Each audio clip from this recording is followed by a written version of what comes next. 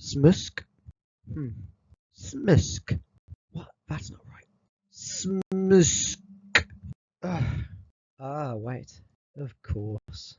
Social, moral, spiritual and cultural development. But what is social, moral, spiritual and cultural development, also known as SMSC?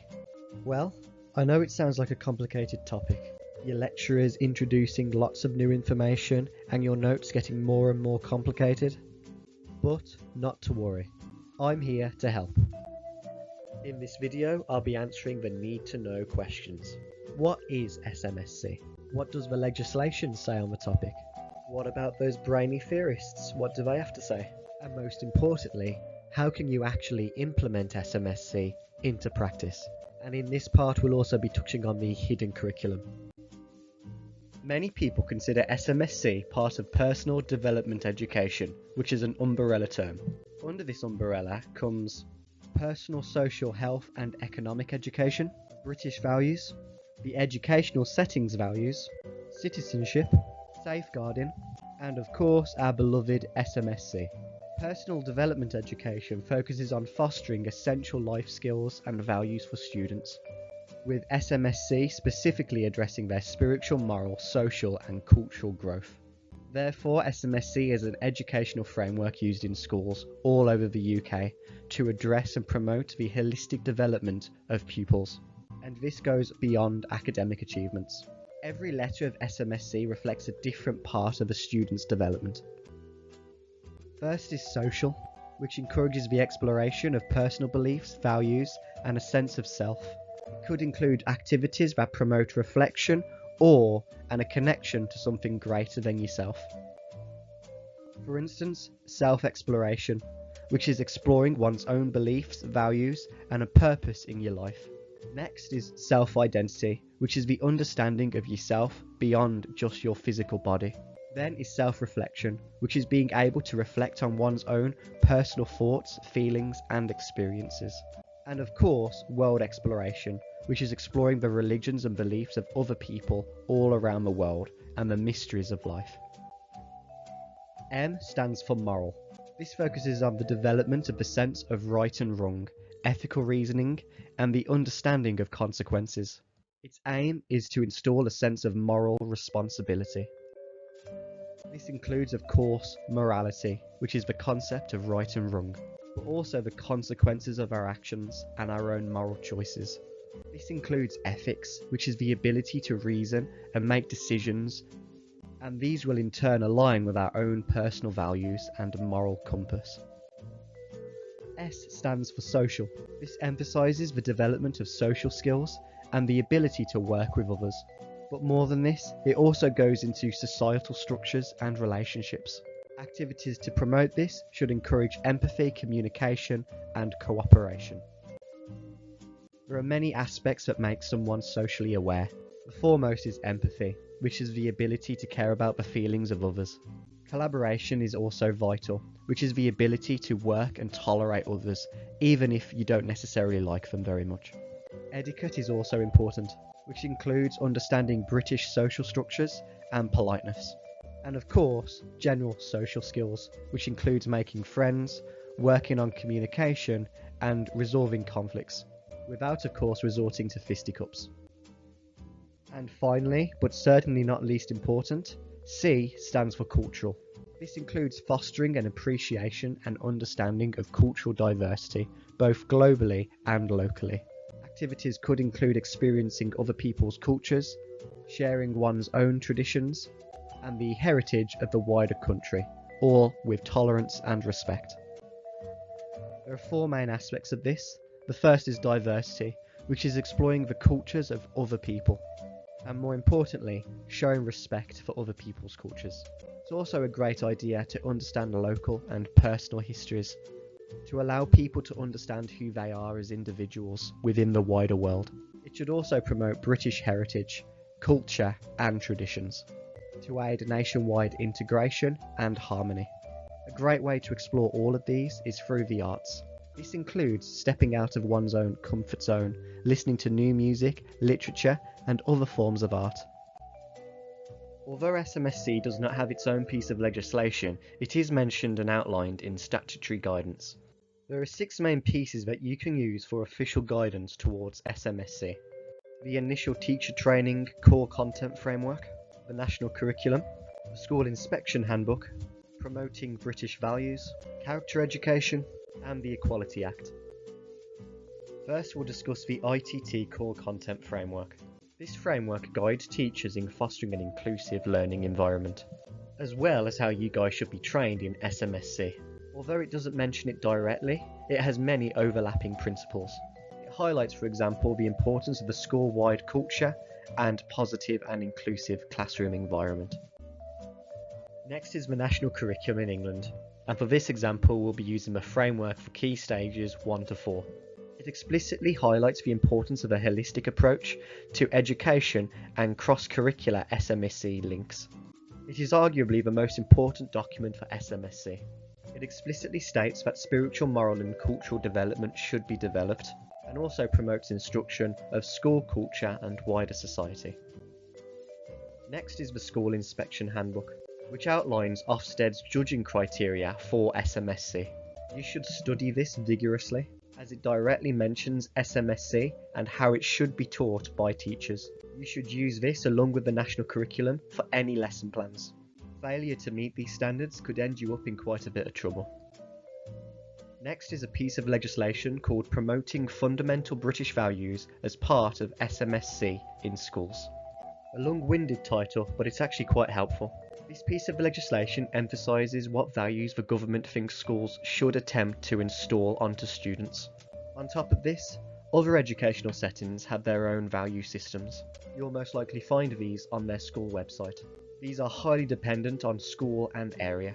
These will both offer you a lot of help in planning SMSC lessons, and should be your first point of call if you're struggling. I can't help you with your individual schools, but I can tell you what the government think our values should be. These are known as the British values. There used to be 5 of these values, however it's been shortened to 4. These are democracy, rule of law, respect and tolerance, which used to be split into 2 but are now 1, and finally individual liberty. Even if you disagree with these values, or do not agree that they are British values, you are still expected to teach them. An easy way you can implement the British values is by planning them as part of your lesson plans. These can be done with a short section or just a simple colour highlighted key, which I'll be covering later. Next we have the Character Education Framework. This is simple guidance that emphasises the importance of developing students' character traits and virtues. It explicitly mentions SMSC and provides some examples of how you can implement it in your classroom. For example, through group discussions. And then finally we have the Equality Act 2010. This is not specifically about SMSC, however it promotes equality and prohibits discrimination, meaning there's a lot of overlap. To oversimplify it, it basically states that everybody should be treated as individuals, and your job as a teacher is to make reasonable adjustments to every student. This is called differentiation or sometimes adaptive practice. Although we've only touched the surface of these 6, I will later be using all 6 of these when talking about implementing SMSC into practice later on in the video. Next we'll be talking about the theorists and research, and there is a lot of it, way too much for everyone to read. Therefore I've decided to pick 3 main theorists and 3 main pieces of research, and you'll have to mind the pronunciation of these names, but I'll try my best. The first is Kohlberg, then Maslow, and finally we'll discuss Freire. And the 3 pieces of legislation are Losing the Whole Child, developing SMSC for the curriculum, and contribution of schools' SMSC development. The first is Kohlberg, and his theory known as the stages of moral development.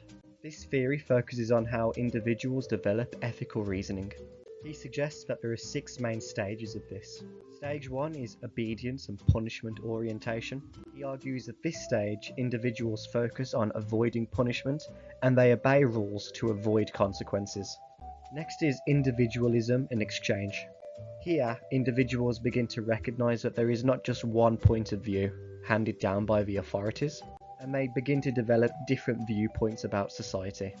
Third is interpersonal relationships. Here, individuals seek to maintain the affection and approval of their peers by being perceived as doing good. This can also be known as peer pressure. Fourth is maintaining social order. Here, individuals start to focus on maintaining law and order by following the laws. A sense of duty also starts to develop. Stage 5 is known as social contract and individual rights.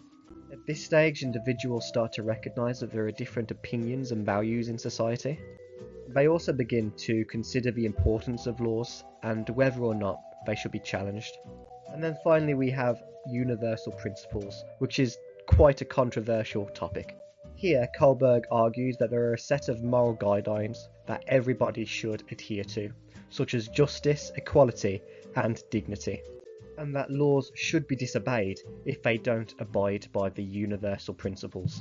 By better understanding Kohlberg's stages of moral development, teachers may be able to help and nurture students' moral reasoning, social awareness, and ethical behaviour, ultimately preparing them to become responsible citizens in society. Then we have the hierarchy of needs by Maslow. This theory suggests that human needs can be arranged in hierarchical order, with basic psychological needs at the bottom and higher level psychological needs at the top. This hierarchy is typically represented in a pyramid shape with 5 levels. The bottom and most important of these needs are psychological. These are the most fundamental needs required just to live, including breathing, water, sustenance, clothing, and sleep. Without satisfying these needs, individuals cannot function. The next level is safety needs. Maslow argues that once the psychological needs are met, individuals seek safety and security. This not only includes physical safety, but also financial security, health security, and just a stable environment. The third level is love and belongingness. This is where humans crave love, affection, and a sense of belonging. This includes the needs for friendships, intimate relationships, family, and just socialization in general. The fourth tier focuses on esteem. Maslow argues at this level, people will aim for accomplishment, recognition, respect, and prestige from others. Self-esteem needs to be met through your own accomplishments, competence, and gaining recognition for your own abilities from others. And the top tier is again the most subjective, and Maslow calls this self-actualization. This is what Maslow argues everybody should aim for. Self-actualization is a posh way to say personal growth.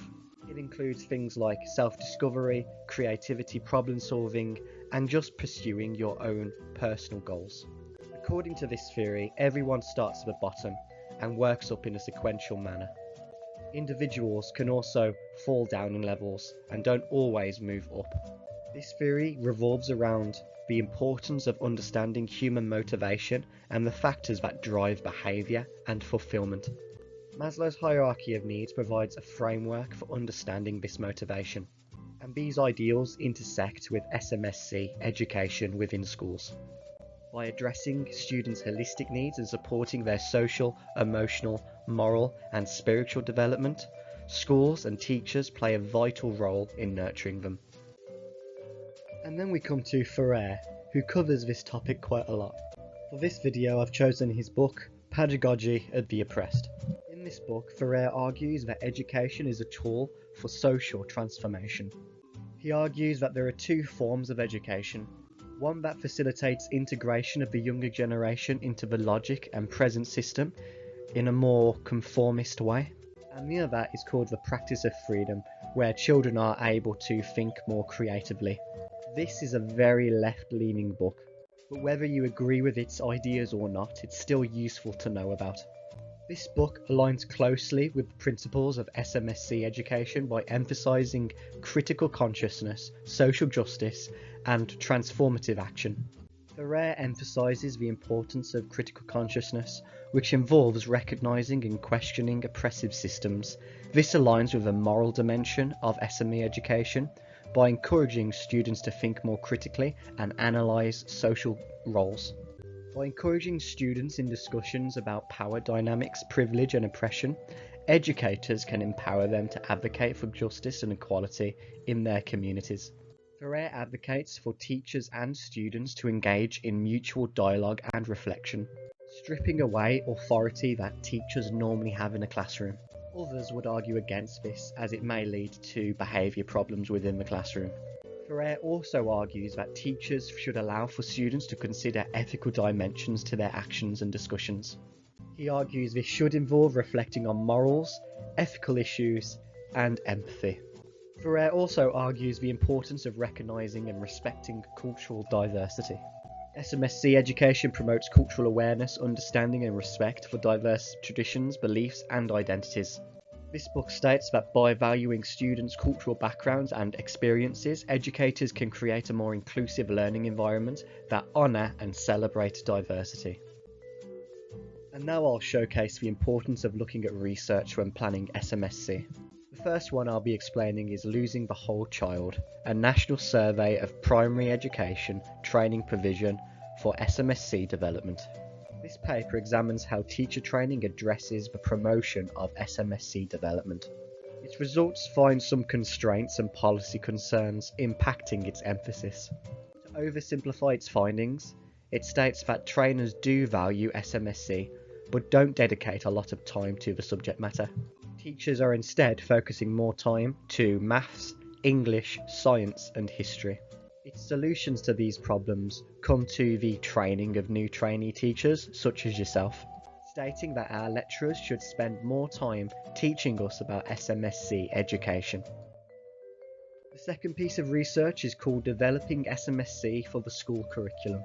This piece of research aligns very closely to the prior. It examines exactly how the Qualifications and Curriculum Development Agency is promoting SMSC. It also explores the wider holistic development of children, emphasising the link between school values and this endeavour. It doesn't state anything about the British values, however it does say that shared values within education are important. Its conclusions are, again to oversimplify it, that children should approach SMSC education as soon as possible. It argues that as children can only understand matters of justice from authority figures such as parents and teachers, it should be discussed as early on as possible, as their minds can absorb more information while they're younger. It argues that SMSC education is just as important as any other subject. And finally, there's this research: the contribution of schools to pupils' SMSC development.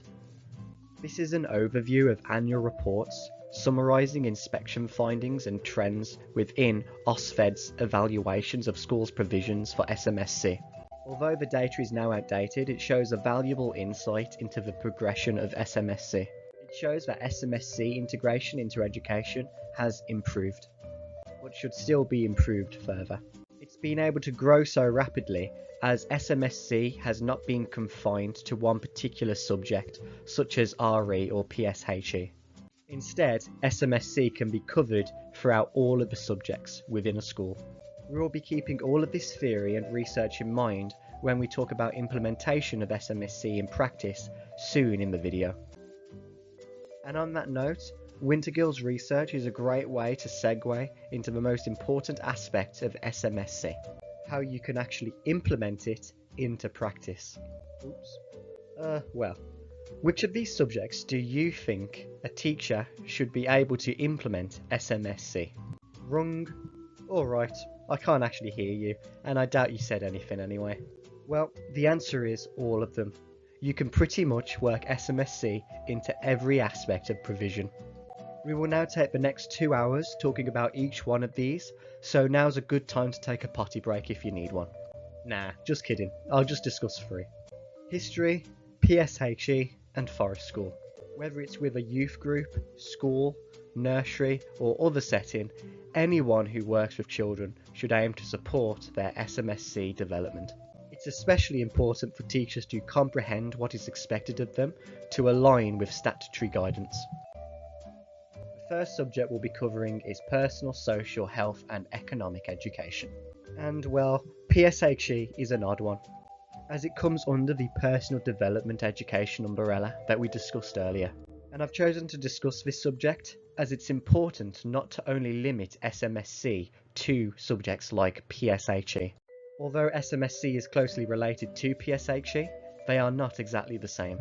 PSHE is a broader subject area that encompasses a range of topics related to personal development, relationships, health, and financial literacy.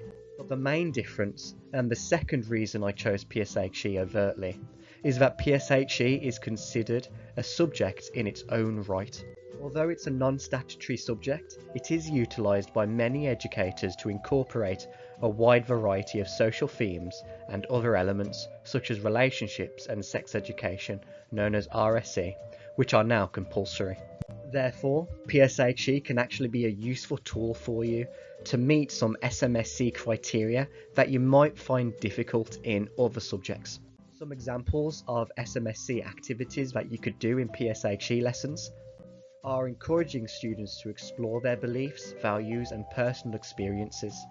This might involve, for example, reflecting on what gives their lives meaning and purpose, discussing ethical dilemmas, or exploring concepts of spirituality and mindfulness. PSHE provides opportunities for students to develop their moral reasoning and understanding of right and wrong. This can be done through, again, discussions, case studies, and role-playing activities. Students can, for example, explore moral issues, ethical decision-making, and the principles of fairness, justice, and empathy.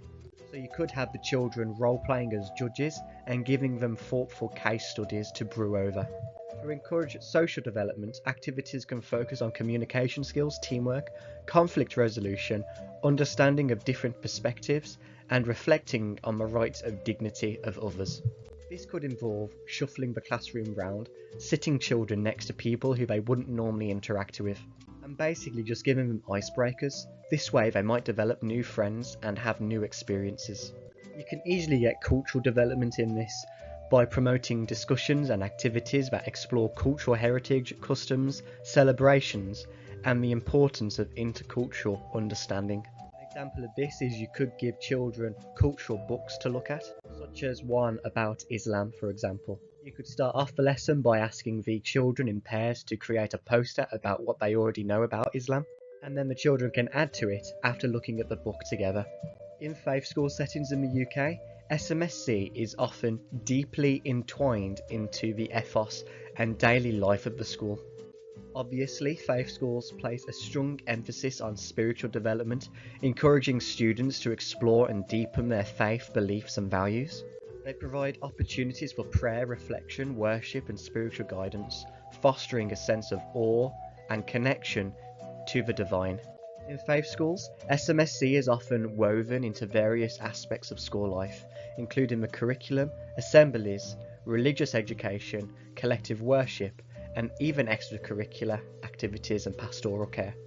They may also collaborate with other religious institutions in the community and organisations to enrich students' spiritual, moral, social, and cultural experiences. This may be done more so through the hidden curriculum, which we'll be discussing later. But within faith schools, SMSC is even more entwined, arguably more so than PSHE. By embedding SMSC principles into PSHE, schools can provide a comprehensive framework for students' holistic development. This can address their diverse needs in an integrative and cohesive manner. This approach not only enhances students' well-being and personal growth, but also equips them with the knowledge, skills, and values needed to lead a fulfilling and meaningful life. Next is history, and it was chosen as the curriculum is a bit more explicit of how it should be taught. So you may expect that this is more limiting, right? Well, not really. History is in fact a great subject for SMSC integration. Let's take the Anglo-Saxons for example, a time period that primary school teachers will be covering a lot, with this oversimplified lesson plan. In this lesson, the classroom will become an Anglo-Saxon feast hall.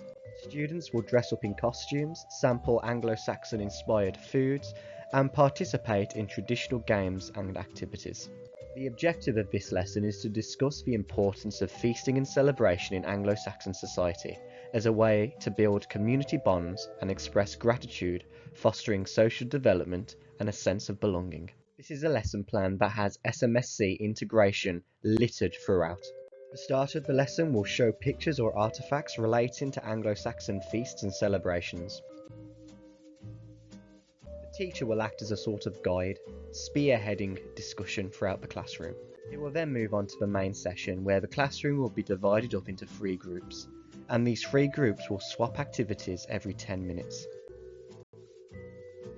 Each of these activities have been planned based on legislation and theory that we have covered. Children will be preparing foods, decorating the classroom, and organising the games and activities. And then finally, the conclusion will be the feast itself. While the starter will act as an assessment for learning, the conclusion will act as an assessment of learning. Here, the children will all come together again and enjoy the feast that they have just prepared. While they are enjoying this historical feast, the teacher will guide the students into discussing what they have learned, such as asking the question, do you think feasting helped build community bonds within the classroom? So, when looking at this lesson plan, what do you notice? Well, let's be honest, it's quite hard to know what aspects link to each aspect of SMSC. If a department lead, the head teacher, or even worse, Ofsted, ask you for links, you might struggle to point them out. This is why it's a good idea to add a colour key to all of your lesson plans. This will not only allow you to easily point them out, but it will also allow you to visualise opportunities for SMSC in every other lesson. This is an efficient and simple way of planning productive SMSC into your teaching. History and other lessons like this are a great way to implement emotional intelligence into the classroom. By promoting emotional recognition and social skills through empathy and active learning, encouraging self-awareness through reflection, and fostering positive relationships and teamwork, will all enhance students' social and emotional skills, contributing to their overall well-being and academic success with SMSC. And finally, we'll have a very quick look at forest schools, which was chosen because it's a more outdoor education approach that focuses on holistic development, hands-on learning, and connection with nature. Therefore, SMSC is inherently intertwined with forest school principles and practices, but are not explicitly discussed, such as like in PSHE. Therefore, forest school is a great example of how SMSC can be entwined into subjects in unconventional ways. Forest school provides opportunities for children to connect with the natural world, fostering respect for the environment. Exploring forests, observing wildlife, and engaging in nature-based activities encourage spiritual reflection and appreciation for the beauty and complexity of nature. Being around nature, you understand that it's a living thing. Leaves, insects, everything around you. This will not only embed a love for nature, but empathy and responsibility for it. Activities that you can naturally play in forest school, such as hide and seek, encourages collaboration, teamwork, and communication. Children can engage in group activities, problem-solving tasks, and cooperative games in outdoor settings, fostering positive relationships, leadership skills, and a sense of belonging in a supportive community. More than this, it allows them to get dirt under their fingernails and experiment with risk, something that's unfortunately been wiped out in our modern education system. Forest schools provide opportunities for children to explore diverse cultural perspectives and traditions related to nature and the outdoors. This could be done sitting around a campfire, through things like storytelling and folklore. Here the children can learn about the cultural significance of forests and natural landscapes across Britain. Nature has always been an intrinsic part of our culture, from early pagan nature worship, Lord of the Rings, and of course, landmarks such as the White Cliffs of Dover. Being outside in nature also does something different to humans, something that none of us can quite put our fingers on, but everyone would agree that it's better than being stuffed up in a classroom. A way that this could be explored is through mindfulness training. This can provide benefits such as improved self-regulation, sustained attention, and reduced anxiety. It can be done through simple methods, such as getting the children to close their eyes and listen to nature, or even just have silent activities. It's been proven that mindfulness training fosters creativity and enhances problem-solving skills. I hope this discussion around forest schools allows you to understand that you do not need to change a subject to include SMSC, but that SMSC can in fact adapt to the subject. Which brings us nicely onto the concept of the hidden curriculum. I've simplified this concept into 4 steps. Children learn certain things at school, and the foremost of these is explicit learning. These are things like the national curriculum and other statutory documents that we've discussed. But things are also learnt implicitly. These are passed down by authority figures in a non-statutory type of way. This includes such things as raise your hand in class or don't interrupt people. Then you have things like social values. These aren't really taught but conformed to from peers, surroundings and wider culture, and children mostly pick this up from their peers in the playground. And then even further back you have the values that are picked up from home and brought to school. Children may pick up things from their religion, parental backgrounds, or even other cultural aspects such as parenting style. These values trickle up, affecting how a child develops and therefore every aspect of SMSC. There are therefore two different mindsets that have developed in schools to deal with this. Should schools sit idly by and allow home life to impact their students, wider school culture, and therefore the culture as a whole when the children grow up? Or should schools step in or interfere, taking over the roles of parents? Let's use the skill of brushing one's teeth as an example. The more libertarian point of view is that mandating brushing teeth in schools violates autonomy and parental rights. It's the parents' role to teach children this skill, and schools should stick to teaching things like maths and English. And the counter, more authoritarian point of view is that schools should mandate teeth brushing for children in schools for public health. Parents can't be trusted to teach children these skills, and it is therefore the state's duty to step in and ensure the welfare of children. Other examples of this argument are potty training, making a bed, filing taxes, applying for a job, swimming, online safety, first aid, tying knots, road safety, getting dressed, riding a bike, drug awareness, hygiene, religion, values, culture, morality, and socialisation skills. Okay, so we've discussed how to implement SMSC and its benefits. But what does an holistic education experience do for pupils and how does it prepare them for further life? Well, these are some possible outcomes from SMSC education that I've come up with to help you internalise the importance of it. Please note that these are completely made up case studies, but created with educated assumptions. Despite negative SMSC education at home, Pinky benefits from holistic education experience at school, where she learns about empathy, community, and responsibility. Through engaging activities and discussions, the school fosters her sense of belonging and respect for others, equipping her with essential skills for navigating life in society despite challenges at home. Pinky becomes a social worker dedicated to helping marginalised communities, drawing from her empathy and social responsibility. With no SMSC education provided at school and negative influences at home, Blue lacks critical social, moral, and critical guidance. He struggles to develop empathy, respect, and ethical decision-making skills, which hinder his ability to effectively interact with others. Although Blue makes a few good friends, without SMSC education he struggles to develop healthy relationships, leading to difficulties in finding stable employment and a lack of aspiration. Greenie enjoys a supportive environment, both at school and at home, receiving positive SMSC education from both sources. She learns about tolerance, compassion, and civic engagement at school, while at home, she is nurtured in a loving and hard-working atmosphere that reinforces Christian values. This holistic approach equips Greenie with a strong foundation for personal and social development, preparing her to thrive in society. With positive influences from both school and home, Greenie becomes a doctor, dedicated to providing compassionate care for improving the health of others. Despite the absence of SMSC education at school, Yella benefits from a positive upbringing at home, where the values of empathy, integrity, and work ethic are installed. Through meaningful interactions with family and some tough love, Yella learns the importance of social responsibility and duty, preparing him to navigate life in society with a strong moral compass and a sense of purpose. Yella later becomes an entrepreneur who fosters a positive work environment and giving back to the community he grew up in.